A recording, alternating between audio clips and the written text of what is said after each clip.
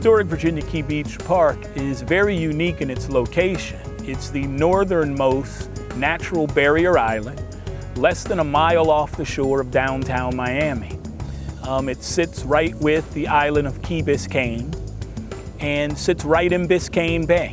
So very easy to access, just a mile away from one of the most dynamic downtown areas in the world, is a beautiful paradise of natural beauty and cultural history.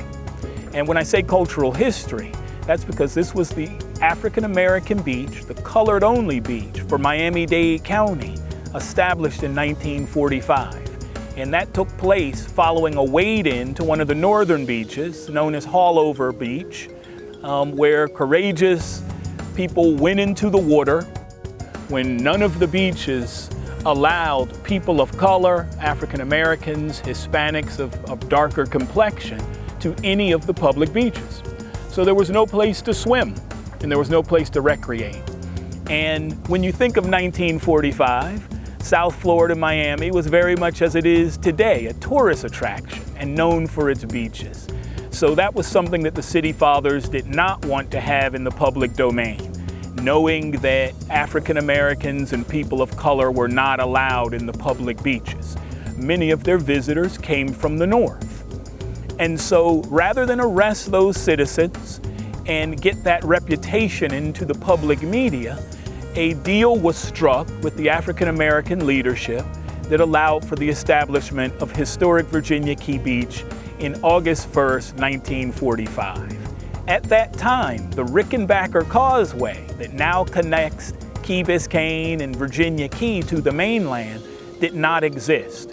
And so the only way out to the island was really by people who had boats.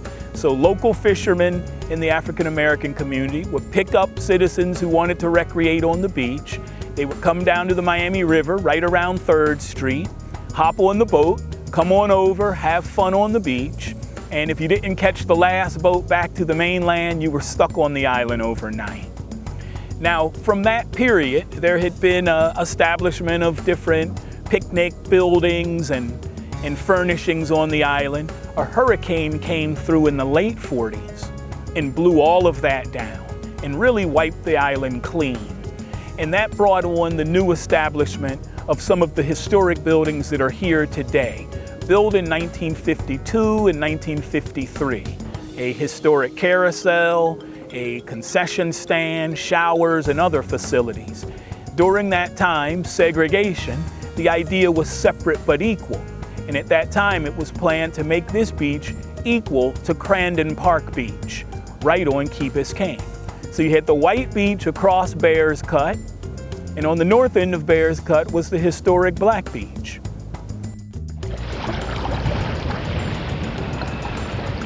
So this beach, established in 1945, was the African American and colored only beach, but that really only lasted through segregation, right in the mid-1960s.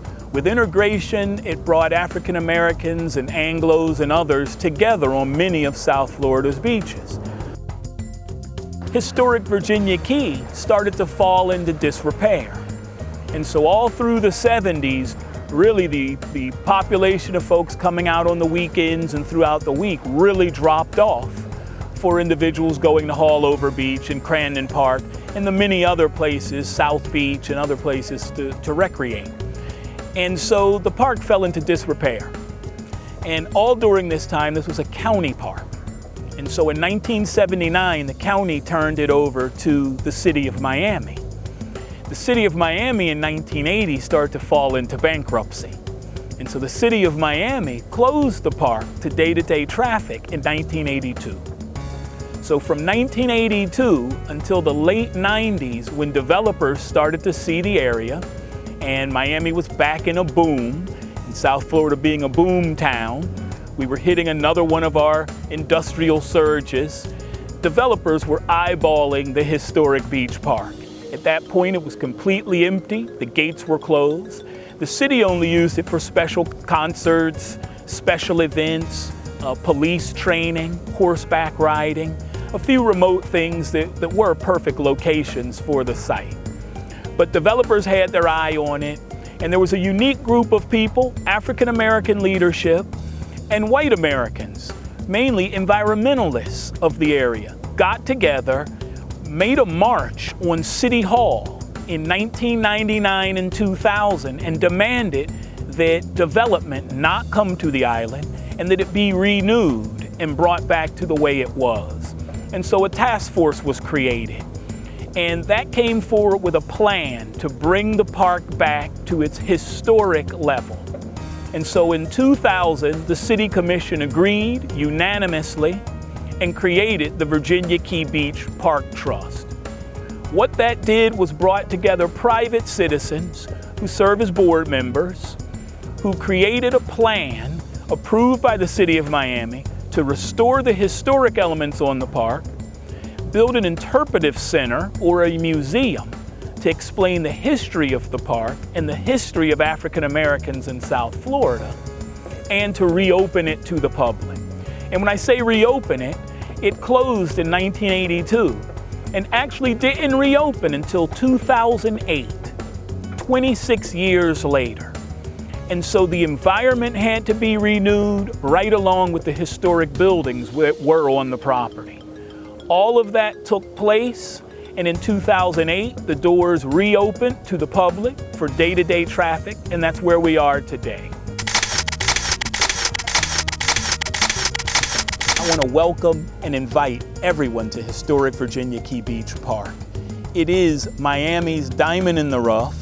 It's a beautiful environmental space, cultural space filled with history, filled with all the elements that embody South Florida and the city of Miami. A great cultural mix, nearly a mile of beautiful, pristine shoreline, very natural coastal dunes, walking trails, picnic areas, a concession stand, a historic railroad, and a historic seaside carousel that's wonderful for the kids. 2 new playgrounds that are on the property, and we're open 363 days a year, only closed on Thanksgiving and on Christmas Day. So please come out and join us, and you'll see paradise renewed